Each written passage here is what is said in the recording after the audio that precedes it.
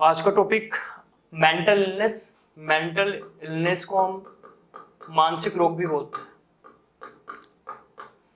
अच्छा, इस टॉपिक को पढ़ाने से पहले मैं आपको एक बात बोलूंगा, ये टॉपिक सिर्फ मैं आपके स्टडी पॉइंट के हिसाब से नहीं पढ़ा रहा। बहुत से लोगों की डिमांड थी कि सर आजकल थोड़ा मानसिक रोग और मेंटल इश्यूज बढ़ रहे हैं, तो उस पर आप वीडियो बनाओ। तो ये वीडियो मैं उस पर्पज से भी बना रहा हूँ। तो ये वीडियो सिर्फ एज ए स्टूडेंट सिर्फ आपके लिए नहीं होंगे, ये वीडियो आपके पेरेंट्स के लिए, आपके घर में जितने भी लोग हैं उनके लिए भी ये वीडियो है। दूसरा, इस वीडियो को जो मानसिक रोग है इसको मैं पूरा एग्जाम के हिसाब से नहीं पढ़ाऊंगा। इसमें बहुत सी चीजें मैं आपको वो भी बताऊंगा जो आपके एग्जाम के हिसाब से इंपॉर्टेंट नहीं होगी। क्यों? क्योंकि आजकल मानसिक रोग बहुत ज्यादा बढ़ता जा रहा है। तो मुझे लगता है इस मानसिक रोग की जो जानकारियां हैं, बेसिक जानकारी, वो आप सब तक होनी चाहिए। इसी कारण इसको थोड़ा सा डिटेल में बताना पड़ेगा। तो 50% पार्ट इसका तो आपके एग्जाम के हिसाब तक मैं लिमिट रखूंगा, और 50% पार्ट जो है उसको हमको थोड़ा अलग से इसको डिटेल में पढ़ना पड़ेगा, ताकि मानसिक रोग आपको अच्छे से समझ में आए। दूसरा, ये वीडियो सिर्फ आप लोगों के लिए नहीं है, ये वीडियो जो है ये सभी के लिए। तो इस वीडियो को आप ज्यादा से ज्यादा जितने भी आपके घर में पेरेंट्स हैं या जितने भी बच्चे हैं जो भी है उनको भी देखो, ताकि वो भी मानसिक रोग को ज्यादा से ज्यादा अच्छे से समझ पाए। तो स्टार्ट करते हैं हम मानसिक रोग को। जो चीज एग्जाम के लिए इंपॉर्टेंट होगी मैं आपको बोलूंगा, ये आपके एग्जाम के लिए इंपॉर्टेंट है। बाकी मुझे लग रहा है वो बस आपको सुनना है। इसमें थोड़ा इंग्लिश है तो इंग्लिश से आप डरना मत, मैं सब चीजों को हिंदी में बोल दूंगा। स्टार्ट करते हैं। मानसिक रोग या मेंटल इलनेस। मानसिक रोग जो है ये दो प्रकार के होते हैं। अब ये दो प्रकार के तो होते हैं, पर किस आधार पर दो प्रकार के होते हैं? तो मानसिक रोग को हम दो भागों में डिवाइड करें हैं। उस किस आधार पर करें हैं? उसका नाम है इंसाइट। अब आप बोलोगे इंसाइट, ये रहा। अब आप बोलोगे इंसाइट क्या होता है? तो इस इंसाइट वर्ड को समझाता हूं मैं, आप थोड़ा ध्यान से समझना। जब भी आपको कोई भी बीमारी होती है मानसिक रोग के अलावा दूसरी बीमारी, जैसे टाइफाइड हो गया, या जैसे कभी आपको मलेरिया हो गया, या डेंगू हो गया, चिकनगुनिया हो गया, तो आपको पता है आपको बुखार आता है, फीवर आता है, आपकी बॉडी का टेम्परेचर इंक्रीज होता है, या फिर आपके पेट में दर्द होता है, कहीं पेन हो रहा है, या वोमिटिंग होती है, या डायरिया, दस्त होते हैं। तो जितनी भी बीमारियां हैं, मानसिक रोग के अलावा जितनी बीमारियां हैं, हमको पता लग जाता है कि वो बीमारी हमको है। क्यों? क्योंकि उन बीमारियों के सिम्टम्स आते हैं। दर्द हो रहा है, फीवर आ रहा है, तो आपको पता लग जाता है कि आपकी बॉडी के साथ कुछ बिगड़ा हुआ है। और जब आपकी बॉडी के साथ कुछ बिगड़ा हुआ है तो आप उसको सही करने के लिए डॉक्टर के पास भी जाते हो। तो इनसाइट किसे कहते हैं? इनसाइट उस अवस्था को या उस स्टेट को बोलते हैं जब हमको पता है कि हमारे शरीर के साथ कुछ गड़बड़ी हो रखी है, और हमको इस गड़बड़ी को सही करने के लिए डॉक्टर के पास जाना है, और हम डॉक्टर के पास भी जाते हैं। इसको हम बोलते हैं इनसाइट प्रेजेंट। ये आपके समझ में आ गया? मानसिक रोग के अलावा जितनी भी बीमारियां होती है, वो बैक्टीरिया से हो, वो वायरस से हो, वो प्रोटोजोआ से हो, फंगस से हो, चाहे वो कैंसर हो, चाहे वो एड्स हो, कोई भी बीमारी हो, उसमें इनसाइट प्रेजेंट होती है। मतलब हमको पता रहता है कि हमको ये बीमारी है, और हमको इसको सही करने के लिए डॉक्टर के पास जाता है। बट मानसिक रोग की प्रॉब्लम क्या होती है कि मानसिक रोग में जरूरी नहीं है कि इनसाइट हो। इसका मतलब मानसिक रोग में जरूरी नहीं है कि आपको ये भी पता रहे कि आपकी मानसिक अवस्था, क्योंकि मानसिक रोग के अंदर मानसिक अवस्था बिगड़ती है। तो मानसिक रोग के अंदर ये जरूरी नहीं है कि आपको ये पता रहे कि आपकी मानसिक अवस्था में कुछ गड़बड़ी। इसी कारण मानसिक रोग को हम दो भाग में डिवाइड कर सकते हैं। एक मानसिक रोग ऐसे हो गए जिसके अंदर इनसाइट प्रेजेंट होती है, मतलब व्यक्ति को पता है उसकी मानसिक अवस्था गड़बड़ा रखी है, इसी कारण वो व्यक्ति उस मानसिक अवस्था को सही करने के लिए डॉक्टर के पास जाता है। लेकिन एक मानसिक रोग की वैरायटी वो भी है जिसमें व्यक्ति की मानसिक अवस्था तो गड़बड़ा रहती है, लेकिन व्यक्ति को पता लगता ही नहीं कि मेरी मानसिक अवस्था में कुछ गड़बड़ है। व्यक्ति को लगता ही नहीं वो मानसिक रूप से बीमार है। इसी कारण, क्योंकि जब उसको लगता नहीं है वो मानसिक रूप से बीमार है, तो उसको सही करने के लिए डॉक्टर के पास भी जाता। तो दो प्रकार की बीमारियां हो गई मेंटल इलनेस। ऐसी एक बीमारी है न्यूरोटिक, और एक बीमारी है साइकोटिक। न्यूरोटिक किसे कहेंगे? न्यूरोटिक उस मानसिक बीमारी को बोलेंगे जिसमें इनसाइट उपस्थित होगा। और साइकोटिक किस मानसिक बीमारी को बोलेंगे? साइकोटिक उसमें बोलेंगे जिसमें इनसाइट एब्सेंट होता है। तो आप बताना, साइकोटिक बीमारी में इनसाइट एब्सेंट है, इसका मतलब साइकोटिक बीमारी वाला जो पेशेंट है वो ये नहीं मानेगा कि उसको कोई मानसिक बीमारी है भी। और जब वो नहीं मानेगा उसको कोई मानसिक बीमारी है, तो उसको सही करने के लिए डॉक्टर के पास भी नहीं जाएगा। और न्यूरोटिक एक ऐसी मानसिक बीमारी है जिसमें व्यक्ति को पता रहता है कि उसकी मानसिक अवस्था में कुछ गड़बड़ चल रहा है, इसी कारण उसको सही करने के लिए डॉक्टर के पास भी जाता है। तो दो बीमारी हो गई, न्यूरोटिक और साइकोटिक। इन दोनों का मैं एक एग्जाम्पल देता हूँ। जैसे डिप्रेशन। डिप्रेशन मतलब तनाव। तो डिप्रेशन जो है एक प्रकार की न्यूरोटिक बीमारी। तो जिसको डिप्रेशन होता है उसको अच्छे से पता रहता है कि मेरी मानसिक अवस्था में कुछ गड़बड़ है, इसी कारण मुझे उसको सही करने के लिए डॉक्टर के पास जाना चाहिए। और अगर वो डॉक्टर के पास नहीं जाता तो वो अपने डिप्रेशन की बात अपने दोस्तों के साथ करता है, अपने फैमिली मेंबर के साथ करता है। और फैमिली मेंबर जब बोलते हैं कि तुम्हें डॉक्टर को दिखाना चाहिए, तो डॉक्टर के पास जाता है। तो डिप्रेशन एक न्यूरोटिक है। लेकिन ठीक इसी प्रकार से एक बीमारी है जिसका नाम है सिजरोफ्रेनिया, अभी मैं नाम बोल रहा हूँ, जिस बीमारी का नाम है सिजरोफ्रेनिया। सिजरोफ्रेनिया एक प्रकार की साइकोटिक है। तो जिस व्यक्ति को सिजरोफ्रेनिया होता है, क्योंकि सिजरोफ्रेनिया एक प्रकार की साइकोटिक बीमारी है, इसी कारण सिजरोफ्रेनिया वाले व्यक्ति को ये लगता ही नहीं है कि वो मानसिक रूप से बीमार है, और जब लगता ही नहीं वो मानसिक रूप से बीमार है तो वो डॉक्टर के पास जाता ही नहीं है। तो अब बात समझना, जो पहले मैं आपको बात बताऊं, तो इनमें से मेजर प्रॉब्लम कौन सी है, तो ये भी मेंटल इलनेस है, ये भी साइकोटिक भी मेंटल इलनेस है, मानसिक बीमारी है, पर ये वाली जो बीमारी है ये मेजर मेंटल इलनेस है, और ये वाली जो बीमारी है ये माइनर मेंटल इलनेस है। मतलब ये छोटी सी मानसिक रोग है, पर ये बहुत बड़ा मानसिक रोग है, क्योंकि इसमें व्यक्ति को इंसाइट ही नहीं पता तो वो दिखाने नहीं जाएगा। इसी कारण ऐसे वाले मानसिक रोग वाले व्यक्ति खुद चल के डॉक्टर के पास आ जाते हैं, लेकिन जिनको साइकोटिक मानसिक रोग होता है ये व्यक्ति खुद चलकर डॉक्टर के पास नहीं आते, इनको डॉक्टर के पास कोई और लेके आता है, वो इनका फैमिली मेंबर हो सकता है, वो इनका दोस्त लेके आ सकता है। तो इनमें से बड़ी मानसिक बीमारी कौन सी है, साइकोटिक। ठीक है, दोनों की बात समझ गए। और भी चीज देखते हैं, अब बात समझना। आपने वर्ड सुना होगा, कभी आप खुद ही बहुत से लोगों को बोलते रहते हो तुम साइको हो, साइको का आम बोलचाल में तुम पागल हो। तो ये साइको या जो साइको जो वर्ड है ये पागलपन को शो करता है, साइको को शो करता है, पर आप तो किसको भी बोल देते हो कि साइको या पागल हो।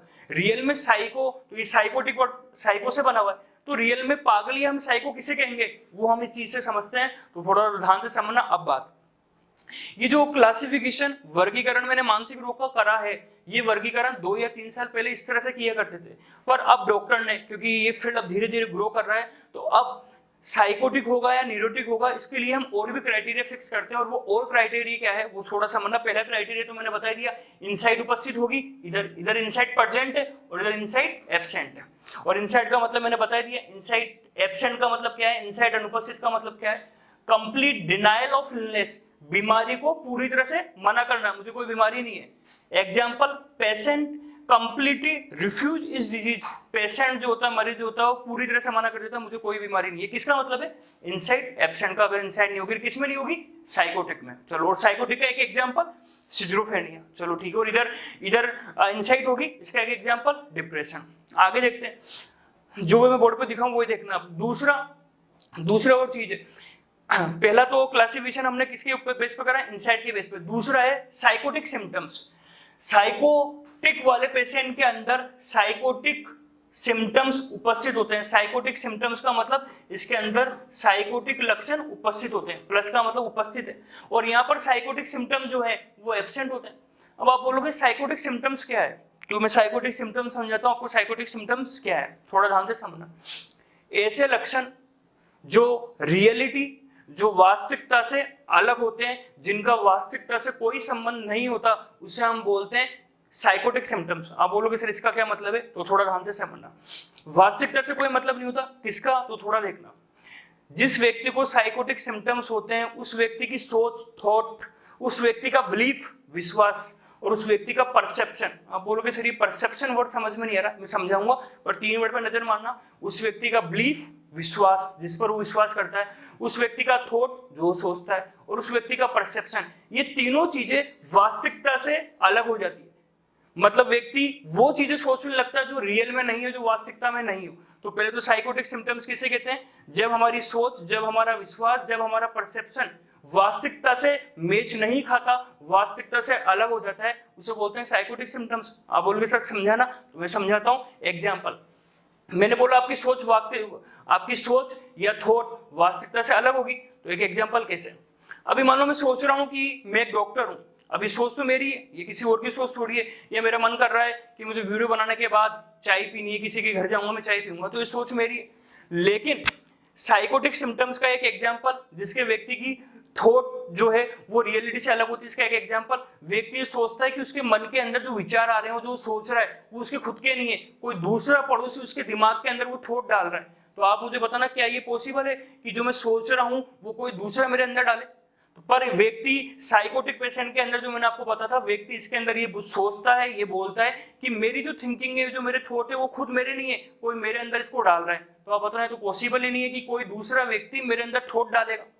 तो ये रियलिटी है, ये रियलिटी से अलग है, रियलिटी से अलग। चलो, ये थॉट था। बिलीफ, विश्वास, विश्वास का देखते हैं।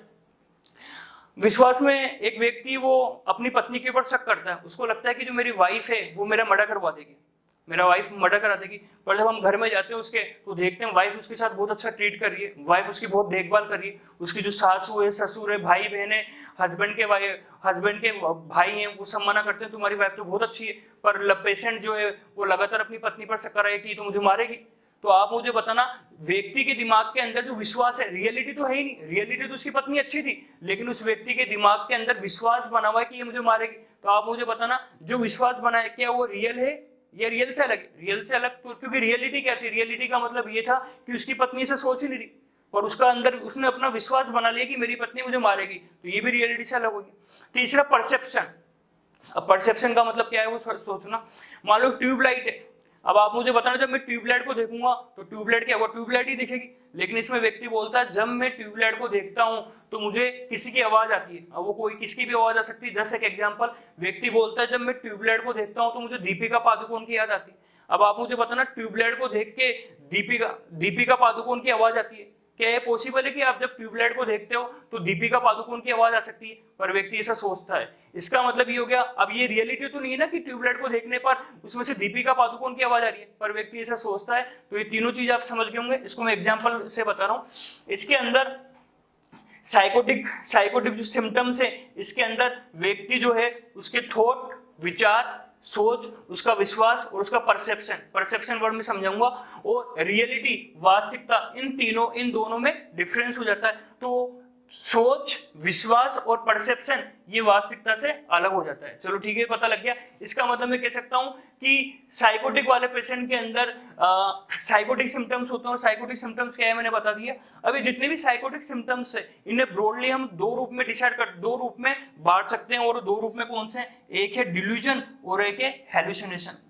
तो साइकोटिक सिम्टम्स किस किस के आते हैं ये आपको बता गया। सोच के आ सकते हैं, विश्वास के आ सकते हैं और परसेप्शन के आ सकते हैं। और जितने भी साइकोटिक सिम्टम्स हैं इन्हें हम मुख्यतः दो भाग में डिवाइड कर सकते हैं, एक है डिल्यूजन और एक है हेलुसिनेशन। ये डिल्यूजन और हेलुसिनेशन वर्ड तो याद ही रखना। तो डिल्यूजन क्या है और हेलुसिनेशन क्या है, मैं स्लाइड में टाइम ले रहा हूं क्योंकि ये स्लाइड ही पूरा मानसिक रोग का आधार बनेगी, इसी कारण मैं स्लाइड में ज्यादा टाइम ले रहा हूं। डिल्यूजन और हेलुसिनेशन साइकोटिक सिम्टम्स है, और इन दोनों साइकोटिक सिम्टम्स में या तो हमारी सोच या हमारा परसेप्शन या हमारी थॉट ऐसी हो जाती है जो वास्तविकता से अलग होती है। चलो ठीक है, आप ये समझ गए। तो यहाँ पर साइकोटिक सिम्टम्स होंगे, मतलब यहाँ पर डिल्यूजन और हेलुसिनेशन होगा, और यहाँ पर साइकोटिक सिम्टम्स नहीं होंगे, मतलब यहाँ पर डिल्यूजन और हेलुसिनेशन नहीं होगा।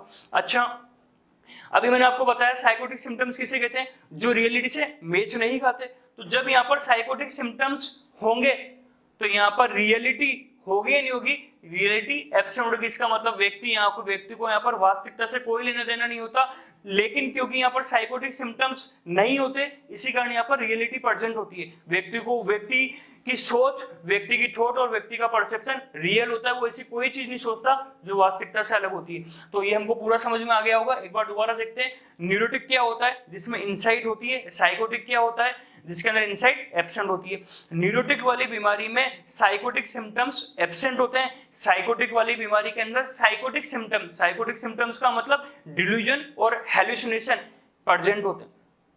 क्योंकि इसमें साइकोटिक सिम्टम्स होते हैं, और साइकोटिक सिम्टम्स उसे कहते हैं जो रियलिटी से मैच नहीं खाते। इसका मतलब ये वाला इस वाले व्यक्ति में रियलिटी एब्सेंट होती है। व्यक्ति ऐसा सोचता है, ऐसा विश्वास करता है, ऐसा परसेप्शन करता है जो वास्तविकता में है ही नहीं, क्योंकि यहाँ पर साइकोटिक सिम्टम्स नहीं है। इसी कारण व्यक्ति ऐसा ही सोचेगा, ऐसा ही विश्वास करेगा जो रियलिटी है। तो ये तीनों चीज समझ में आ गई होगी आपको, किस आधार पर हम साइकोटिक बोलते हैं, किस आधार पर हम न्यूरोटिक बोलते हैं। इन तीनों के इन दोनों बीमारी का हम एग्जाम्पल लेते हैं, और वो एग्जाम्पल कौन सा है, न्यूरोटिक बीमारी का एग्जांपल लेते हैं। और न्यूरोटिक बीमारी का एक एग्जांपल है, पहला है डिप्रेशन। ये डिप्रेशन बहुत ज्यादा इंपॉर्टेंट है आजकल। लॉकडाउन वाले ये जो समय था इसमें डिप्रेशन के पेशेंट बहुत बढ़ते जा रहे हैं। ये डिप्रेशन क्या है इसको हम डिटेल से पढ़ेंगे, पर आपको इतना तो पता लग गया डिप्रेशन जो है एक प्रकार की न्यूरोटिक बीमारी।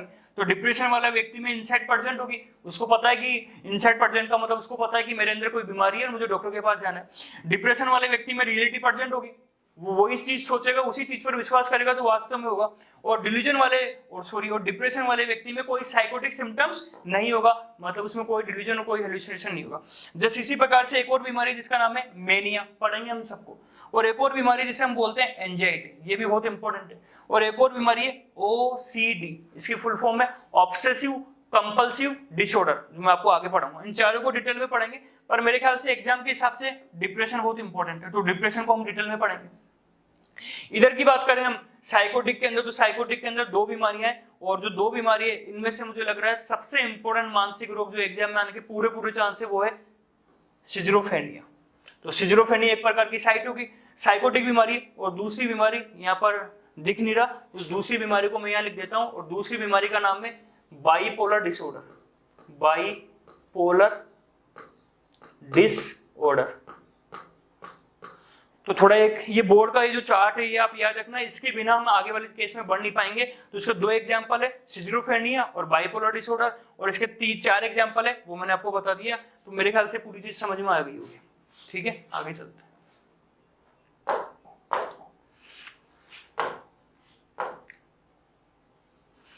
अब ये जो भी हमने सीखा, तो क्या मैं ये कह सकता हूँ साइकोटिक और न्यूरोसिस के बारे में मैं एक बात कह सकता हूँ, देखना क्या है, क्लियर बात। यदि डिल्यूजन और हेलुसिनेशन, डिल्यूजन और हेलुसिनेशन क्या है, अभी मैंने आपको बताया ये दोनों क्या है, ये साइकोटिक लक्षण है, ये दोनों के दोनों साइकोटिक लक्षण है। अगर डिल्यूजन और हेलुसिनेशन प्रेजेंट है तो हम क्या कह देंगे, कौन सी बीमारी है, साइकोसिस।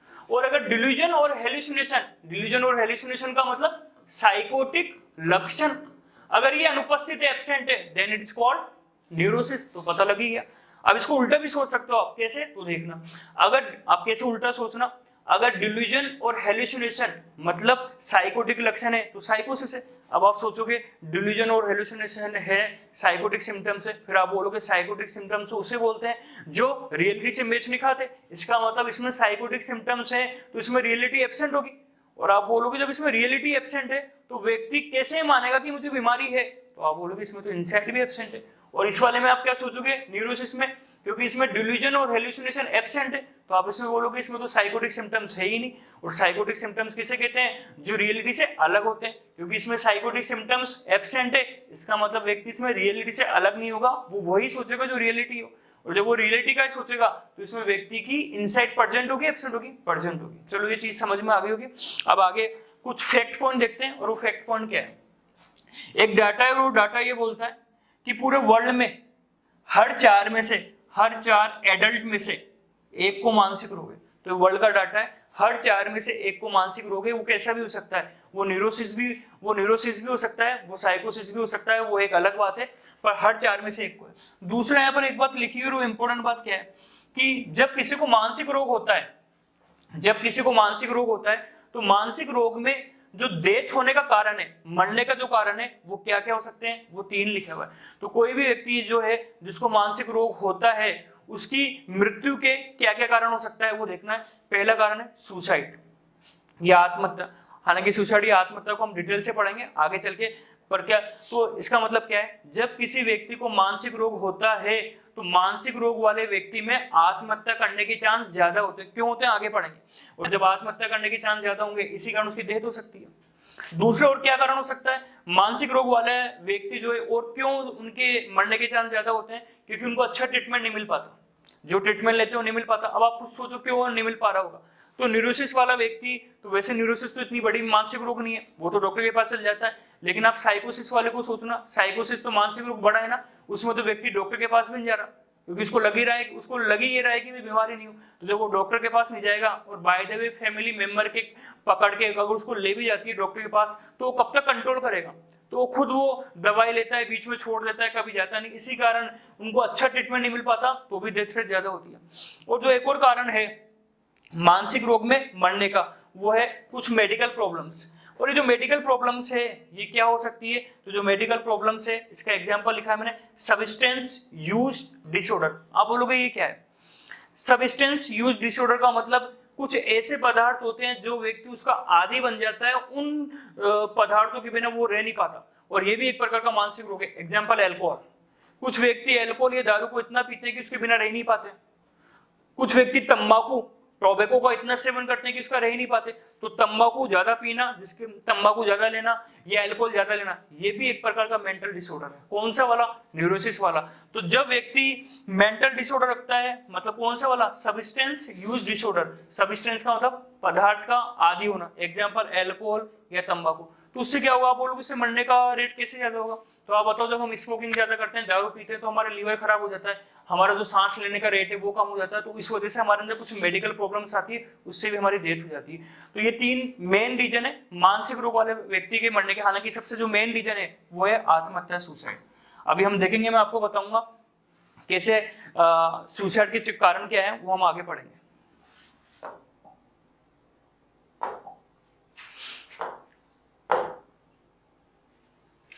अब आते हैं कि ये जो मानसिक रोग है, चाहे वो न्यूरोसिस हो, चाहे वो साइकोसिस हो, चाहे वो इधर का डिप्रेशन हो, चाहे इधर का सिजोफ्रेनिया, वो होते क्यों है? तो एक बहुत इंपॉर्टेंट है, क्यों? क्योंकि जितने भी मानसिक रोग होते हैं वो मैंने आपको बता दिया, मानसिक रोग सुसाइड बढ़ाते हैं, आत्महत्या को बढ़ाते हैं। अब बहुत से लोग जब सोचते हैं कि जब कोई व्यक्ति आत्महत्या कर लेता है, स्पेशली जब कोई सेलिब्रिटी आत्महत्या करता है, जैसे अभी कुछ समय पहले सेलिब्रिटी ने आत्महत्या की थी, तो लोग ये सोचते हैं कि वो व्यक्ति बहुत कायर है। कोई भी हमारे आसपास को जब कोई डेथ कर लेता है तो सोचता है कि वो बहुत कायर है, पर क्या रियल में आत्महत्या करने का कारण केवल यही है कि वो व्यक्ति कायर है? तो यहाँ पर बात समझना पड़ेगा हमको। अच्छा, कोई व्यक्ति आत्महत्या करता है, इसका मेन रीजन मानसिक रोग भी है। अब मानसिक रोग होते क्यों, ये समझना। तो मानसिक रोग जो है, हमारी जो स्टडी वो बोलती है मानसिक रोग जो है इसके होने के 3 कारण हो सकते हैं। मानसिक रोग कभी भी एक वजह से नहीं होगा, जब तीनों चीजें मिक्स होती है तभी मानसिक रोग होता है। वो 3 चीज कौन सी है? पहला है बायोलॉजिकल, दूसरा है साइकोलॉजिकल और तीसरा है सोशल। इनमें से कभी भी किसी अकेले के कारण कोई सुसाइड नहीं करेगा, आत्महत्या नहीं करेगा। 3 मिलके जब ये तीनों मिल जाएंगे तभी मानसिक बीमारी बनेगी। इसका एक एग्जांपल, बायोलॉजिकल का मतलब क्या है? बायोलॉजिकल का मतलब ये है कि हर व्यक्ति के अंदर कुछ जीन, जेनेटिक में मैंने आपको जीन पढ़ाया था, हर व्यक्ति के अंदर कुछ जीन ऐसे होते हैं जो उसको सस्पेक्टेबल बना देते हैं मानसिक रोग के लिए। इसका मतलब ये हुआ, जो व्यक्ति मानसिक रोग है, हो सकता है उसको उसकी फैमिली से, ऊपर वाली फैमिली से ऐसे जीन मिले हुए हैं जो उसके अंदर मानसिक रोग को लेके आते हैं। जैसे अगर मैं आपको बताऊं, किसी फैमिली के मेंबर में, किसी फैमिली के अंदर अगर पेरेंट्स या उनके ऊपर किसी पेरेंट्स को सिजोफ्रेनिया था, साइकोसिस था, तो उनके बच्चों में सिजोफ्रेनिया होने के 10 से 15% चांस है। इसका मतलब ये हुआ कि मानसिक रोग होने में जीन भी रेस्पॉन्सिबल है। अब आप सोचना मुझे कि अगर आपके अंदर पहले से ऐसे जीन आ गए जो मानसिक रोग को बढ़ा रहे हैं, तो आप मुझे बताना आत्महत्या करने के चांस आपके ज्यादा होंगे या नहीं होंगे? आपके ज्यादा होंगे। आप छोटी सी भी परेशानी को टॉलरेट नहीं कर पाओगे। तो पहली बात तो हमको ये समझना कि कोई किसी के अंदर अगर मानसिक रोग है, उसके अंदर अगर वो आत्महत्या कर रहा है, तो उसका मतलब वो कायर नहीं है। उसके अंदर हो सकता है जीन ही ऐसे हो जो उसको उस मानसिक अवस्था को वो ले रहे हो। तो हमको ये बहुत अच्छे से समझना पड़ेगा कि जितने भी लोग मानसिक रोग वाले हैं उनसे हमको अच्छी तरह से बात करनी है, क्योंकि हो सकता है उनके अंदर जीन ही ऐसे हो, और अगर हम उनसे भी बुरी तरह से बात करेंगे तो उनके सुसाइड करने के चांस ज्यादा बढ़ेंगे। दूसरा, सोशल। अब आप मुझे बताना, सोशल का मतलब सामाजिक का मतलब जिस समाज में हम रहते हैं। तो जीन आपके अंदर ऐसे आ गए जो आपके अंदर मानसिक रोग बढ़ाते हैं। अब वो सोशल का मतलब क्या है? जैसे मान लो आप बेरोजगार है, अनएम्प्लॉयमेंट, आपके पास रोजगार नहीं है, तो आपको आसपास वाले आपके सब रिश्तेदार आपको बोल रहे हैं इतना पढ़ लिए, अभी तक भी आपके पास जॉब नहीं है, या आप किसी एग्जाम की तैयारी कर रहे हैं, 2-3 बार में आपका सिलेक्शन नहीं हो, तो आपको रिश्तेदार बोल रहे हैं तुम्हारा अभी तक भी नंबर नहीं है। तो ये सब चीजें हमारे ऊपर मानसिक दबाव डाल दी। तो जो सोशल फैक्टर है वो भी इंक्लूड होता है। तीसरा, साइकोलॉजिकल। अब साइकोलॉजिकल का मतलब क्या है? व्यक्ति एक पर्सन है जो बहुत पढ़ाई कर रहा है और उसका नंबर नहीं आ रहा है एग्जाम में, तो व्यक्ति खुद गिल्ट फील करता है, खुद अपने आप को ब्लेम करता है कि मेरा नंबर नहीं आ रहा। तो एक प्रकार से देखें तो उसके अंदर जीन भी है जो मानसिक रोग को लेके आ रहे हैं, उसको आसपास से जो सोशल एनवायरनमेंट मिल रहा है, लोग ताने भी मार रहे हैं, और वो खुद उससे गिल्ट भी फील कर रहा है। जब ये तीनों चीजें मिल जाएगी तो लेके आएगी मानसिक रोग। तो यहाँ पर ये जो मॉडल है बायो साइको सोशल मॉडल, ये बोलता है कि कोई भी मानसिक रोग अकेले जीन की वजह से नहीं होता, अकेली सामाजिक परिस्थिति के कारण नहीं होता, और अकेली साइकोलॉजिकल कंडीशन के कारण नहीं होता। बहुत से लोग ये सोचते हैं कि मानसिक रोग केवल और केवल साइकोलॉजिकल कंडीशन के कारण होता है, पर ये गलत है। जब ये तीनों चीज मिलती है तभी हमको मानसिक रोग होता है, और मानसिक रोग होगा तो सुसाइड के चांस भी बढ़ेंगे। आगे चलते।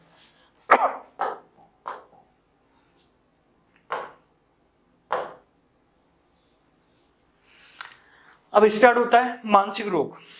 थोड़ा ध्यान से समझना, हमने मानसिक रोग कितने टाइप के होते हैं वो हमने देख लिया। अब हम स्टार्ट करते हैं आगे का काम, और वो हेडिंग जो मैंने डाली है वो है मेंटल स्टेटस एग्जामिनेशन। इसका मतलब क्या है?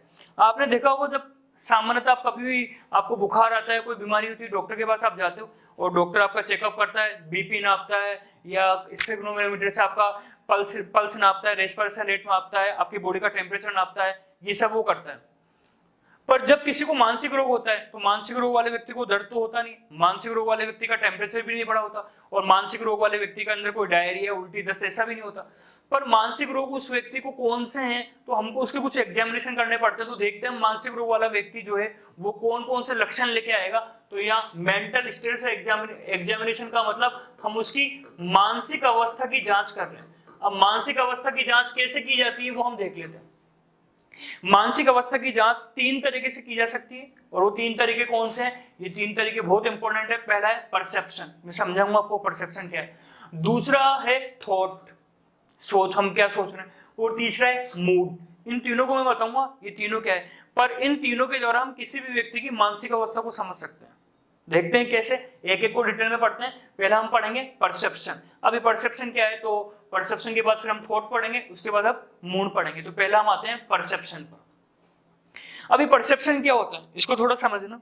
परसेप्शन का मतलब क्या है और मैं परसेप्शन आपको समझाऊं इससे पहले मुझे आपको एक वर्ड समझाना पड़ेगा, वो सुनना। कोई भी सूचना या इंफॉर्मेशन जो हमारे संवेदी अंगों, सेंसरी ऑर्गन के द्वारा ग्रहण करते हैं, उन्हें हम बोलते हैं परसेप्शन। दोबारा, कोई भी सूचना जो हम संवेदी अंग के द्वारा, बोलोगे सर संवेदी अंग क्या होते हैं, सेंसरी ऑर्गन क्या होते हैं, तो सुनना। ऐसे अंग जो संवेदनाओं को, सेंसेशन को ग्रहण करने में काम आते हैं, उन्हें हम बोलते हैं संवेदी अंग। एग्जाम्पल वो देखते हैं, तो थोड़ा ध्यान से समझना। कान हमारा एक संवेदी अंग है, सेंसरी ऑर्गन है। तो कान कौन सी संवेदना ग्रहण करता है? सुनने की, क्योंकि कान सेंसेशन ले रहा है, संवेदना ले रहा है, किसकी ले रहा है? सुनने की। तो कान एक संवेदी अंग हो गया। चलो ठीक है। नाक के द्वारा हम क्या कर रहे हैं? सूंघ रहे, तो सूंघना एक सेंसेशन हो गया, तो नाक क्या हो गया? एक संवेदी अंग हो गया। इसके अलावा बताना, टंग, जीभ से हम सेंसेशन ले रहे हैं, कौन से ले रहे हैं? सूचना ले रहे हैं, कौन से ले रहे हैं? स्वाद की। तो जीभ क्या हो गया? एक सेंसरी ऑर्गन। उसके अलावा हमारी स्किन, त्वचा क्या करती है? कोई हमको टच करता है तो हमको पता लग जाता है। तो स्पर्श की जो सेंसेशन है वो हम किसके द्वारा लेते हैं? त्वचा की तरह। तो संवेदी अंग किसे कहते हैं? ऐसे अंग जिनके द्वारा हम कोई सूचना लेते हैं वातावरण से, हम बोलते हैं संवेदी अंग। और संवेदी अंग जो भी सूचना लेते हैं इन्हें हम बोलते हैं परसेप्शन। तो यहाँ पर परसेप्शन का मतलब संवेदी अंग, एग्जाम्पल नाक, जीभ, त्वचा आदि से। जैसे आंख भी एक संवेदी अंग है, क्योंकि आंख से हम कौन सी संवेदना लेते हैं, कौन सा सेंसर लेते हैं? देखने की। से जो भी सूचना ग्रहण की जाती है उस सूचना को हम बोलते हैं perception. Any information coming from sensory organ. आप बोलोगे सर एग्जाम्पल, तो एग्जाम्पल और देखते हैं, तो थोड़ा ध्यान से समझना। परसेप्शन समझ गए। जैसे ऑडिटरी परसेप्शन का मतलब सुनना, इसको मैं हिंदी में भी लिख देता हूं, जैसे सुनना। तो सुनना क्या है? सुनना एक परसेप्शन हो गया। दूसरा विजुअल परसेप्शन का मतलब देखना, तो देखना भी क्या हो गया? परसेप्शन हो गया। उसके बाद ऑल्फैक्टरी परसेप्शन का मतलब होता है सूंघना भी एक परसेप्शन हो गया। और उसके बाद गेस्टेटरी परसेप्शन जो है इसका मतलब है स्वाद। तो इसका मतलब मैं सुन रहा हूं, कोई बोल रहा है तो मैं सुन रहा हूं, कोई मेरे सामने है तो मैं उसको देख रहा हूं, परसेप्शन है। कोई अगर मेरे आसपास कोई खाना पड़ा हुआ है तो उसकी जो स्मेल है उसको मैं सूंघ रहा हूं, तो वो परसेप्शन है। और कोई स्वाद में किसी को खाने को अगर मैंने अपने मुंह में डाला तो मुझे अपनी जीभ की तरह उसका टेस्ट आ रहा है, तो परसेप्शन है। तो परसेप्शन का मतलब पता लग गया, सूचनाओं को ग्रहण करना। परसेप्शन कैसे हो सकता है? परसेप्शन सुनने वाला हो सकता है, परसेप्शन देखने वाला हो सकता है, परसेप्शन सूंघने वाला हो सकता है। पर यहाँ पर कुछ पढ़ाने से पहले मैं एक बात बोलूंगा, परसेप्शन, और इस बात को थोड़ा ध्यान से सुनना, परसेप्शन हमें केवल और केवल तभी होता है जब कोई ऑब्जेक्ट हो। और ऑब्जेक्ट किसे कहते हैं? वस्तु हो। एग्जाम्पल आप मुझे बताना, मैं अपने कानों से तभी तो सुनाई दूंगा जब कोई बोल रहा होगा। तो जो बोल रहा होगा वो ऑब्जेक्ट है, वो वस्तु है, तभी तो मैं सुनाई दूंगा। मैं किसी को देख रहा हूं, अब ठीक है किसी को देखना परसेप्शन है, पर मैं किसी को देखूंगा तभी तो जब वो होगा, और वो होगा तो उसको जो होता है उसको हम क्या बोलते हैं? वस्तु। मुझे किसी की स्मेल आ रही है, मुझे स्मेल आएगी, तो स्मेल आना परसेप्शन है, पर मुझे स्मेल तब आएगी ना जब ये खाना होगा। मेरे मुंह के अंदर टेस्ट आ रहा है, तो मुंह में टेस्ट आना तो परसेप्शन है, पर मुझे टेस्ट तब आएगा ना जब मेरे मुंह में खाना जाएगा। तो एक बात हमको पता लग गया कि हमें परसेप्शन जो है तभी हो सकता है जब ऑब्जेक्ट होगा। ऑब्जेक्ट का मतलब कोई भी वस्तु। अगर मुझे देखने वाला परसेप्शन हो रहा है तो कोई चीज होनी चाहिए, वहां पर अगर मुझे सुनने वाला परसेप्शन हो रहा है तो कोई बोलने वाला होना चाहिए, अगर मुझे सूंघने वाला परसेप्शन हो रहा है तो मेरे आसपास कोई स्मेल करने वाली चीज होगी, और अगर मुझे टेस्ट वाला परसेप्शन हो रहा है तो मेरे मुंह में कोई खाना होगा। एक बात क्लियर पता लग गया, परसेप्शन केवल तभी होता है जब कोई वस्तु होती है। आप मुझे बताना क्या ऐसा कभी पॉसिबल है क्या कि मुझे दिखाई दे रहा है, यहाँ पर कुछ है ही नहीं और मुझे दिखाई दे रहा है? आप मुझे बताओ क्या ऐसा पॉसिबल है क्या? मैं सुनाई दे रहा हूँ, कोई बोल ही नहीं रहा और मुझे सुनाई दे रहा है, ऐसा तो कभी नहीं हो सकता। क्या कभी ऐसा हो सकता है कि मेरे मुंह में स्वाद आ रहा है, मेरे मुंह में कुछ है ही नहीं और मुझे स्वाद आ रहा है? क्या कभी ऐसा हो सकता है कि कोई मुझे टच कर रहा है और कोई है ही नहीं और मुझे टच कर रहा है? तो आप समझ गए परसेप्शन केवल तभी होगा जब ऑब्जेक्ट होगा। चलो ठीक है, ये परसेप्शन तो समझ में आ गया। अब आप बोलोगे सर परसेप्शन से मानसिक अवस्था कैसे पहचान सकते हैं? तो हम आगे देखते हैं क्या होता है। परसेप्शन क्या होता है, चीज आ गई। अब आगे वाली स्लाइड और इंपॉर्टेंट है।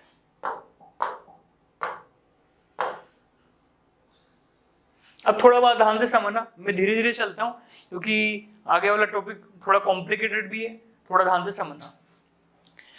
परसेप्शन क्या होता है ये हमने समझ लिया, संवेदी अंगों के द्वारा जो भी आता है, देखना परसेप्शन है, सुनना परसेप्शन है, ठीक है। अब उसकी एबनॉर्मलिटी देख रहे हैं। एबनॉर्मलिटी का मतलब असामान्यता।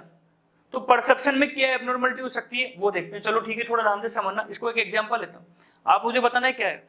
मेरे सामने काला पेन है, पेन या मार्कर, तो आप मुझे बताना मेरे सामने काला पेन है तो मैं क्या बोलूंगा। मान लेते हैं मैं मरीज हूं एक, तो मैं बोलूंगा जब मैं काले पेन को देख रहा हूं तो मुझे क्या दिखाई देगा? मुझे काला पेन ही दिखाई देगा। आप थोड़ा बहुत ध्यान से समझना, काला पेन है और मुझे दिखाई दे रहा है, तो आप मुझे बताना काले पेन को मैं देख रहा हूं, तो देखना क्या है? परसेप्शन है। पर मुझे दिखाई तब दे रहा ना काला पेन जब क्या है? काला पेन है। चलो ठीक है, तो सुनना, जब मैं काले पेन को देखता हूं तब मुझे काला पेन दिखाई देता है। तो अब काला पेन, तो आप मुझे बताना काला पेन यहाँ पर क्या है? ऑब्जेक्ट है, कोई वस्तु है। और दिखाई देना, तो दिखाई देना क्या है? परसेप्शन। तो आप मुझे बताना नॉर्मल परसेप्शन है एबनॉर्मल है? तो नॉर्मल है, काला पेन है तो काला ही दिखाई देगा, तो यहाँ पर लिख दिया मैंने नॉर्मल परसेप्शन। इसका मतलब काले पेन की जगह आपको काला पेन ही दिखाई दे रहा है, तो इसका मतलब हम कह सकते हैं आपके परसेप्शन नॉर्मल है। इसका मतलब हम कह सकते हैं आपकी मानसिक अवस्था ठीक है। चलो ठीक है, आगे देखते हैं। अब देखना आगे क्या होगा। अभी मैंने बोला पेन है, कौन सा पेन है? काला पेन। तो आपको कौन सा रंग का दिख रहा है? काला। अब बात समझना क्या है, ये पेन नहीं है। अब एक मरीज आया और वो बोल रहा है डॉक्टर साहब, मैं पूछ रहा हूँ क्या है, तो वो बोल रहा है डॉक्टर साहब मुझे काला पेन दिखाई दे रहा है। अब आप मुझे बताना काला पेन तो है ही नहीं, और वो बोल रहा है मुझे काला पेन दिखाई दे रहा है। तो आप पहले तो ये सोचना ऑब्जेक्ट है ही नहीं, काला पेन है ही नहीं, पर उसे दिखाई दे रहा है। इसका मतलब क्या मैं ये कह सकता हूँ क्या परसेप्शन तो हो रहा है क्योंकि दिखाई दे रहा है, पर ऑब्जेक्ट ही नहीं है। बिना पेन के मुझे दिखाई दे रहा है, थोड़ा ध्यान से समझना। तो बिना पेन के मुझे दिखाई दे रहा है कि काला पेन है, तो ध्यान रखना दिखाई तो दे रहा है, इसका मतलब परसेप्शन तो है पर ऑब्जेक्ट नहीं है। तो देखना सामने कुछ नहीं होता लेकिन तब भी मुझे काला पेन दिखाई देता है। तो आप पहले तो मुझे बताना ये परसेप्शन नॉर्मल है या एबनॉर्मल है? क्योंकि परसेप्शन तो तब होता है जब ऑब्जेक्ट होता है, कोई वस्तु होती है, पर यहाँ तो पेन ही नहीं है और पेन दिखाई दे रहा है, तो ये परसेप्शन नॉर्मल है एबनॉर्मल है? ये परसेप्शन एबनॉर्मल है। चलो ठीक है, एबनॉर्मल। पर रुको, मैं एक और देखते हैं। काला पेन है, काला पेन दिखाई दे रहा है, नॉर्मल परसेप्शन। पेन है ही नहीं, काला पेन दिखाई दे रहा है, पेन को मैंने रखा ही नहीं, काला पेन दिखाई दे रहा है मुझे। अब इसे हम बोलेंगे एबनॉर्मल परसेप्शन। अब सुनना, अब वापस मैंने काला पेन रख दिया, तो एक पेशेंट आया और मैंने इसके सामने काला पेन रख दिया और पूछ रहा हूँ ये क्या दिखाई दे रहा है? वो बोल रहा है डॉक्टर साहब मुझे काले रंग का अम्ब्रेला दिखाई दे रहा है, मुझे काले रंग का छाता दिखाई दे रहा है। अब आप मुझे बताना पेन तो काला है, काला पेन है तो ये काला पेन दिखाई देना चाहिए, पर वो क्या बोल रहा है? मुझे काले पेन तो दिखाई दे रहा, मुझे काला छाता या अम्ब्रेला दिखाई दे रहा है। तो आप बताना क्या ये परसेप्शन नॉर्मल है या एबनॉर्मल है? ये भी एबनॉर्मल है। तो यहाँ पर हम क्या लिखते हैं? जब मैं काले पेन को देखता हूं तो मुझे काला अम्ब्रेला दिखाई देता है। तो आप बताना ये भी क्या है? ये भी एबनॉर्मल परसेप्शन है। तो इसका मतलब एबनॉर्मल परसेप्शन दो टाइप के हो गए, जब कुछ नहीं होता फिर भी दिखाई दे रहा है, और एक कुछ होता है पर जो होता है वो नहीं दिखाई दे रहा, कुछ और दिखाई दे रहा है। ध्यान से समझना। तो एबनॉर्मल परसेप्शन, एबनॉर्मल परसेप्शन। पर इस ऊपर वाले एबनॉर्मल परसेप्शन में क्या हुआ वो देखना। इसमें ऑब्जेक्ट वस्तु अनुपस्थित थी लेकिन फिर भी परसेप्शन हो रहा है, तो इसको फाल्स परसेप्शन क्यों बोल रहे हैं? क्योंकि एबनॉर्मल परसेप्शन था इसलिए फाल्स तो बोल ही रहे हैं, लेकिन यहाँ पर परसेप्शन हो रहा है पर वस्तु अनुपस्थित है। और नीचे वाले में क्या है? ऑब्जेक्ट तो नॉर्मल है, मतलब वस्तु तो है लेकिन फिर भी परसेप्शन हो रहा है। अच्छा, इसको भी फाल्स क्यों बोल रहे हैं? क्योंकि आप मुझे बताना पेन की जगह हमको अम्ब्रेला दिखाई दे रहा है, तो परसेप्शन तो हो रहा है, दिखाई तो दे रहा है, पर फाल्स क्यों बोल रहे हैं? क्योंकि एबनॉर्मल है। और आप मुझे बताना यहाँ पर ऑब्जेक्ट तो है, तो दोनों एब्नॉर्मल परसेप्शन में डिफरेंस क्या है, यहाँ पर तो वस्तु ही नहीं है लेकिन फिर भी हमको कोई वस्तु दिखाई दे रही है, और इस कंडीशन को हम बोलते हैं हेलुसिनेशन, जिसकी मैं अभी बात कर रहा था। और हेलुसिनेशन क्या है, साइकोटिक सिम्टम्स। इसका मतलब जिसमें हेलुसिनेशन है उसको कौन सी बीमारी है, साइकोसिस। और जब ऑब्जेक्ट है, जब वस्तु है, पर वो जो है वो ना दिखाई देके कुछ और दिखाई देती है, इसे बोलते हैं इल्यूजन। तो दो चीज समझ में आ गई आपको, हेलुसिनेशन क्या है और इल्यूजन क्या है। इसका मतलब हेलुसिनेशन और इल्यूजन किसी व्यक्ति को है तो हम बोलेंगे उसके परसेप्शन नॉर्मल नहीं है, इसका मतलब उसको मानसिक रोग है। और जिसको हेलुसिनेशन होता है, हेलुसिनेशन तो एक बहुत बड़ा आपको पता साइकोटिक सिम्टम्स है, इसे कौन सी बीमारी होगी, साइकोसिस। अच्छा, ये हमने समझ लिया। अब इसमें से हम डिटेल में पढ़ते हैं हेलुसिनेशन। इल्यूजन को हम डिटेल में नहीं पढ़ेंगे क्योंकि इल्यूजन हमारे लेवल की बस की बात नहीं है। हम हेलुसिनेशन को डिटेल में पढ़ते हैं। और दोबारा हेलुसिनेशन क्या होता है, तो आप बोल देना सर हेलुसिनेशन में परसेप्शन होते हैं बिना ऑब्जेक्ट के, बिना वस्तु के परसेप्शन होते हैं। स्टार्ट करते हैं हेलुसिनेशन को। तो ये रहा हेलुसिनेशन। तो हेलुसिनेशन की डेफिनेशन क्या थी, हेलुसिनेशन की डेफिनेशन क्या थी, ऑब्जेक्ट अनुपस्थित होगा, यहाँ पर वस्तु अनुपस्थित होगा, पर हमको क्या होगा, परसेप्शन होगा। मतलब काला पेन होगा नहीं लेकिन मुझे काला पेन दिखाई देगा, मुझे ऐसा लगेगा आवाज आ रही है, कोई बोल नहीं रहा मुझे आवाज आ रही है, तो इसका मतलब वस्तु है नहीं पर मुझे आवाज आ रही है, परसेप्शन। तो ये बात समझ में आ गई हेलुसिनेशन क्या होता है। चलो अब इसके एक एग्जांपल देखते हैं, थोड़ा ध्यान से समझना। तो हेलुसिनेशन समझ में आ गया आपके, क्योंकि हेलुसिनेशन और डिल्यूजन को समझना बहुत जरूरी है। तो वस्तु नहीं है लेकिन परसेप्शन हो रहा है, मतलब दिखाई दे रहा है, मतलब सुनाई दे रहा है, मतलब सूंघने में आ रहा है, मतलब ऐसा लग रहा है कोई मुझे छू रहा है। चलो ठीक है, स्टार्ट करते हैं आगे एग्जांपल। अब मैं आपसे एक चीज पूछता हूँ, थोड़ा ध्यान से समझना। एक पेशेंट आया और वो बोलता है जब मैं मेरी आंखें बंद करता हूँ, जब मैं मेरी आंखें बंद करता हूँ तो मुझे दीपिका पादुकोण दिखाई देती है। जब मैं मेरी आंखें बंद करता हूँ तो मुझे दीपिका पादुकोण दिखाई देती है। क्या ये हेलुसिनेशन है क्या? तो आप खुद सोचना, जब मैं आंखें बंद करता हूं तो मुझे दीपिका पादुकोण, आंखें बंद करके आप पता नहीं क्या क्या देख सकते हो, दीपिका पादुकोण या किसको भी आपको जिसको देखना हो वो देख सकते हो। क्या ये हेलुसिनेशन है क्या? चलो देखते हैं हेलुसिनेशन है क्या। पहले सुनना बात, आंखें बंद करता हूं तो मुझे दीपिका पादुकोण दिखाई देती है। तो दिखाना तो एक प्रकार का परसेप्शन है, पर इसका मतलब ये हम कह सकते हैं परसेप्शन तो उपस्थित है, परसेप्शन तो उपस्थित है। चलो ठीक है, पर आप मुझे बताना ऑब्जेक्ट है क्या? दीपिका पादुकोण थोड़ी है मेरे सामने, पर मुझे दीपिका पादुकोण तो दिखाई दे रही है। इसका मतलब ऑब्जेक्ट तो अनुपस्थित है, ऑब्जेक्ट वस्तु तो अनुपस्थित है पर वो दिखाई दे रही है। तो इसका मतलब जब हम आंखें बंद करके देखते हैं कि मुझे दीपिका पादुकोण दिखाई देती है, मुझे जो भी दिखाई देता है, क्या वो हेलुसिनेशन है क्या? आप बोलोगे सर वो हेलुसिनेशन है। मैं पूछूंगा क्यों है? आप बोलोगे सर आपने बताया कि हेलुसिनेशन किसे कहते हैं, हेलुसिनेशन उसे कहते हैं जिसमें परसेप्शन होता है पर ऑब्जेक्ट नहीं होता। तो दीपिका पादुकोण दिखाई दे रही है, परसेप्शन है पर इसमें ऑब्जेक्ट तो है ही नहीं, तो हेलुसिनेशन है क्या? मैं जवाब दूंगा ये हेलुसिनेशन नहीं है। आप बोलोगे सर हेलुसिनेशन क्यों नहीं है, आपने ही तो बताया था। तो देखते हैं हेलुसिनेशन क्यों नहीं है। तो पहले तो ये हेलुसिनेशन है या नहीं है, ये नहीं है तो मैंने बोल दिया, क्यों नहीं है मैं प्रूव करूंगा। पर ये है क्या, इसको हम बोलते हैं इमेजिनेशन, कल्पना या इमेजिनेशन। तो एक बात ध्यान रखना, आप आंख बंद करके जो भी देखते हो वो हेलुसिनेशन नहीं है। आंख बंद करके आप अमेरिका में आंख बंद करके आप कहीं किससे मिल रहे हो, आंख बंद करके आप कुछ भी काम कर रहे हो, तो जो भी आपको आंख बंद करके दिखाई देता है वो हेलुसिनेशन नहीं है। क्योंकि अगर आंख बंद करके तो कोई कुछ भी सोच लेता है, एक आम आदमी भी आंख बंद करके कुछ भी सोच लेता है, अगर हम उसको हेलुसिनेशन बोल देंगे इसका मतलब तो दुनिया का हर आदमी को हेलुसिनेशन है, और इसका मतलब हर आदमी को साइकोटिक सिम्टम्स है, तो हर आदमी साइकोसिस बन जाएगा। तो एक बात तो समझ में आ गई, आंख बंद करके जो भी हमको दिखाई देता है वो हेलुसिनेशन नहीं है, वो कल्पना है। तो फिर आप बोलोगे वो हेलुसिनेशन का क्यों नहीं है, मैं प्रूव कर रहा हूं क्यों नहीं है।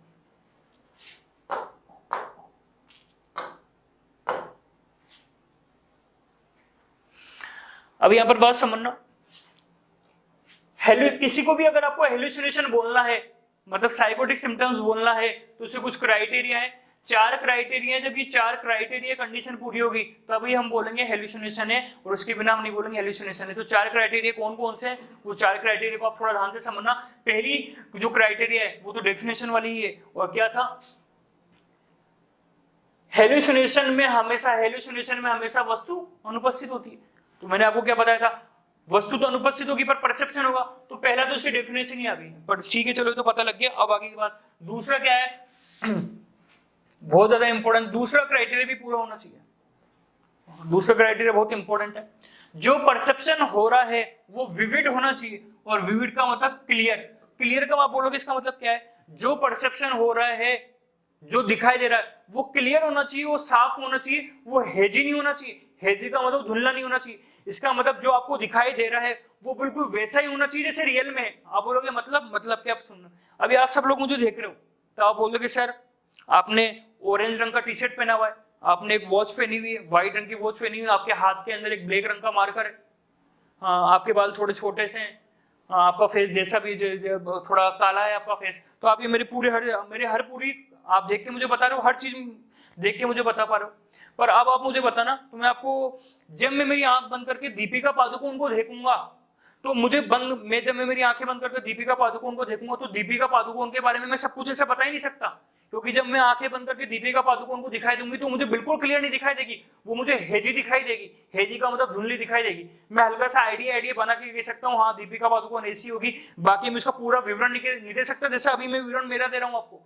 इसका मतलब हम हेलुसिनेशन तभी बोलेंगे जब जो हमको दिखाई दे रहा है वो विविड हो। विविड का मतलब क्लियर हो, और बिल्कुल ऐसा क्लियर हो जैसे हमको रियल परसेप्शन हो रहा है, जैसे कोई व्यक्ति रियल में मेरे सामने खड़ा है और उसके पूरे चेहरे का विवरण में कर रहा हूं, वैसे ही अगर मैं विवरण कर पाऊं तो मैं उसको हेलुसिनेशन बोलूंगा। इसका मतलब दीपिका, आंखें बंद करके अगर मैं दीपिका पादुकोण को देख रहा हूं, आंखें बंद करके अगर मैं नरेंद्र मोदी से मिल रहा हूं, आंखें बंद करके अगर मैं अमेरिका में हूं, तो इसे हम हेलुसिनेशन नहीं बोलेंगे, क्योंकि आंखें बंद करने पर जो हम सोचते हैं वो रियल होता ही नहीं है, सॉरी वो क्लियर होता नहीं, वो हेजी होता है।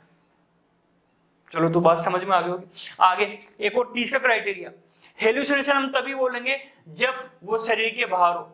आप बोलोगे शरीर के बाहर होने का, हेलुसिनेशन कभी भी शरीर के अंदर नहीं होता। जब आप दीपिका पादुकोण को देख रहे थे आंख बंद करके पर, तो दीपिका पादुकोण आपको आंख बंद करके दिखाई दे रही थी, उसे आप अपनी मन की आंखों से देख रहे हो, वो दीपिका पादुकोण आपको अपने अंदर दिखाई दे रही है। पर हेलुसिनेशन बोलने के लिए जरूरी है कि जिसका हेलुसिनेशन हो रहा है वो आपके शरीर के बाहर हो। तो दीपिका पादुकोण शरीर के बाहर थोड़ी दिख रही थी आपको, वो तो आपको अपनी आंखें बंद करके दिखाई दे रही है, मन की आंखों के अंदर से दिखाई दे रही है, तो वो तो आपके अंदर। तो यहाँ से भी दीपिका आंखें बंद करके जो हम देखते हैं वो हेलुसिनेशन नहीं होता। और फोर्थ जो है बहुत इंपॉर्टेंट, हेलुसिनेशन जो है वो हमारे कंट्रोल में नहीं होता, हमारे नियंत्रण में नहीं होगा। मतलब ना तो हम हेलुसिनेशन स्टार्ट कर सकते हैं ना हम खत्म कर सकते हैं। मतलब क्या है, आप मुझे बताना, दीपिका पादुकोण को आप देख रहे हो आंखें बंद करके, तो जब आपने आंखें बंद करी, जब आपने देख लिया और जब आपने आंखें खोली तो दीपिका पादुकोण दिख नहीं रही। हेलुसिनेशन जो होता है वो हम तब बोलेंगे जब वो हमारे कंट्रोल में नहीं होता। तो आप मुझे बताना, दीपिका पादुकोण को देखना तो मेरे कंट्रोल में, आंखें बंद कर रहा हूं तो दिख जाएगी, आंखें बंद नहीं कर रहा तो नहीं दिखेगी। तो दीपिका पादुकोण को आंखें बंद करने से जो भी हम दिखाई देते हैं वो हेलुसिनेशन है ही नहीं, मैंने आपको बता दिया। तो 4 क्राइटेरिया, पहले तो वो ऑब्जेक्ट उसमें अनुपस्थित होना चाहिए, दूसरा आपको समझ में आ गया होगा उसको क्लियर दिखाई देना चाहिए, रियल की तरह दिखाई देना चाहिए, तीसरा वो हमारे शरीर के बाहर होनी जरूरी है, और फोर्थ जो है वो हमारे कंट्रोल में नहीं होना चाहिए। तो दीपिका पादुकोण को देखना आंख बंद करके, वो आपको पता लगे हेलुसिनेशन नहीं। एक और एग्जांपल, एक मरीज अस्पताल में आता है और मरीज डॉक्टर को बोलता है डॉक्टर साहब मुझे आवाज आती है, जब मैं अपने घर में बैठा रहता हूँ तो मुझे मेरी माँ की आवाज आती है जो बहुत साल पहले मर चुकी। वो डॉक्टर पूछता क्या और भी कोई आवाज सुनता है क्या? वो बोलता है नहीं डॉक्टर साहब, आवाज केवल मुझे आती है और किसी को और को नहीं आती। तो डॉक्टर पूछता क्या तुमने बाहर जाके देखा था कि तुम्हारी माँ है? उसने बोला नहीं डॉक्टर साहब, बाहर माँ नहीं है, बस मुझे आवाज आ रही है। इसका मतलब बाहर माँ नहीं है पर आवाज आ रही है, तो आवाज तो आ रही है, तो आवाज आना क्या है? परसेप्शन। पर माँ तो नहीं है ना, तो इसका मतलब ऑब्जेक्ट तो नहीं है। चलो ठीक है। अच्छा, डॉक्टर पूछता आवाज कैसी आ रही थी? तो वो पेशेंट बोलता है डॉक्टर साहब आवाज मुझे बिल्कुल क्लियर आ रही थी, ऐसा लग रहा है जैसे माँ खड़ी होकर मेरे सामने बोल रही है, बिल्कुल क्लियर आवाज आ रही है। पहला क्राइटेरिया पूरा, दूसरा क्राइटेरिया पूरा। अच्छा, आवाज कहां से आ रही थी? डॉक्टर साहब बाहर से आवाज आ रही थी। क्या तुम्हारे अंदर से आ रही थी? नहीं डॉक्टर साहब, अंदर से नहीं आ रही थी, बाहर से आ रही थी। बाहर से आवाज आ रही थी। तीसरा क्राइटेरिया पूरा। क्या आवाज तुम्हारे कंट्रोल में थी क्या? तो बोलता नहीं डॉक्टर साहब, वो आवाज कभी भी मेरे मन में आ जाती, कभी भी मेरे दिमाग में आ जाती है, कभी भी अपने आप चल जाती है, ना तो मेरे कहने से रुकती है ना मेरे कहने से जाती है, वो तो अपने आप ही आती है और अपने आप ही चल जाती है। इसका मतलब कंट्रोल में नहीं है। तो जब कोई व्यक्ति ऐसा बोल रहा है तो उसको हेलुसिनेशन है। तो चीज समझ गए, चारों क्राइटेरिया आप समझ गए होंगे। उसके बाद एक बहुत इंपॉर्टेंट चीज, हेलुसिनेशन का एक टाइप और है जिसे हम बोलते हैं रिफ्लेक्स हेलुसिनेशन। तो रिफ्लेक्स हेलुसिनेशन क्या है? इन सब चीजों को आपको लिखना नहीं है, इन सब चीजों को बस आप ध्यान लगा के सुनना, जो एग्जाम के लिए इंपॉर्टेंट होगा मैं बता दूंगा। हेलुसिनेशन की जो बात हमने पढ़ी वो एग्जाम के लिए इंपॉर्टेंट थी, ये आपके एग्जाम के लिए इंपॉर्टेंट नहीं है। रिफ्लेक्स हेलुसिनेशन, इसको बस आप ध्यान से सुनना। तो जो रिफ्लेक्स हेलुसिनेशन है, इसका मतलब क्या होता है वो थोड़ा ध्यान से समझना। इसको अलग से क्यों करा हुआ है? क्योंकि रिफ्लेक्स हेलुसिनेशन में ऑब्जेक्ट तो प्रेजेंट होता है, एक थोड़ा ध्यान रखना। अभी जो हमने हेलुसिनेशन पढ़ा उसमें ऑब्जेक्ट अनुपस्थित था, पर रिफ्लेक्स हेलुसिनेशन में वस्तु तो होती है, पर बात समझना, यहाँ पर जो वस्तु होती है वो एक प्रकार की होती है, लेकिन जो हेलुसिनेशन होता है वो दूसरे प्रकार का होता है। आप बोलोगे मतलब क्या है, तो थोड़ा ध्यान से समझना। मतलब ये कि वस्तु तो होगी लेकिन हेलुसिनेशन दूसरे प्रकार का होगा। अब बात समझते हैं, आप बोलोगे सर समझ में नहीं आ रहा। जैसे ये मान लो मेरे सामने ट्यूबलाइट है, तो आप मुझे बताना ट्यूबलाइट तो है, तो ट्यूबलाइट जो है, इसका एग्जांपल देखते हैं। जब मैं ट्यूबलाइट देखता हूं तो आप बताना ट्यूबलाइट जब मैं देखता हूं तो ट्यूबलाइट तो ऑब्जेक्ट है ना, जब देखता हूं चलो ठीक है। लेकिन जब मैं ट्यूबलाइट देखता हूं तो मुझे दीपिका पादुकोण की आवाज सुनाई देती है। अब आप खुद सोचना, यहाँ पर ट्यूबलाइट देखता हूं तो ये जो देखना है, आप मुझे बताना ऑब्जेक्ट जो है वो तो दिख ही रहा है आपको, पर यहाँ ऑब्जेक्ट दिखा, पर यहाँ पर जो परसेप्शन है वो परसेप्शन कौन सा है, परसेप्शन तो ये रहा। थोड़ा ध्यान से समझना जो मैं बोल रहा हूँ, ऑब्जेक्ट है लेकिन परसेप्शन उस ऑब्जेक्ट का नहीं हो रहा। भाई जब मुझे ट्यूबलाइट दिख रही है तो ट्यूबलाइट दिखनी चाहिए ना, दिखने वाला परसेप्शन होना चाहिए, पर मुझे तो आवाज वाला परसेप्शन हो रहा है। तो यहाँ पर ऑब्जेक्ट तो है, पर आप मुझे बताना ऑब्जेक्ट कौन सा है यहाँ पर, तो ऑब्जेक्ट यहाँ पर कौन सा है, दिखने वाला। ऑब्जेक्ट तो यहाँ पर दिखने वाला है, पर यहाँ पर हेलुसिनेशन कौन सा है, सुनने वाला। तो थोड़ा ध्यान से समझना है, अलग कैसे हो गया पता लग गया। तो थोड़ा ध्यान से सुनना, जब कोई बोल रहा है जब मैं ट्यूबलाइट को देखता हूं तो मुझे दीपिका पादुकोण की आवाज सुनाई देती है, एक प्रकार का हेलुसिनेशन है, कौन सा, रिफ्लेक्स। बहुत सारी हॉरर मूवी आपने देखी होगी जिसमें ऐसा होता है, ट्यूबलाइट लगी हुई उसको देखता है तो उसमें से आवाज आ रही है, दीवार को देखता है तो दीवार के अंदर से आवाज आ रही है, तो ये रिफ्लेक्स हेलुसिनेशन है। इसका एक और एग्जाम्पल ले लेते हैं। डॉक्टर आता है, वो सॉरी पेशेंट आता है, वो बोलता है, पेशेंट कम आता है, वो बोलता है मैं लाइट को सुन सकता हूं, मैं लाइट को सुन सकता हूं और मैं म्यूजिक को देख सकता हूं। तो म्यूजिक आप मुझे बताना, म्यूजिक को तो सुनते हैं ना, तो म्यूजिक तो है, ऑब्जेक्ट तो है, तो आप मुझे बताना परसेप्शन कैसा होना चाहिए, यहाँ पर सुनने वाला ना होना चाहिए, लेकिन परसेप्शन यहाँ पर कैसा है, देखने वाला। तो आपको पता लग गया रिफ्लेक्स हेलुसिनेशन क्या है। अच्छा, रिफ्लेक्स हेलुसिनेशन जो है ये कब दिखाई देता है, ये अक्सर हमें तब दिखाई देता है, reflex hallucination mostly seen in intake of cannabis. Cannabis का नाम सुना होगा आपने, भांग। जो लोग भांग को ज्यादा खा लेते हैं, कैनाबिस का मतलब भांग, जो लोग भांग को ज्यादा सेवन करते हैं अक्सर उनके अंदर रिफ्लेक्स हेलुसिनेशन होता है।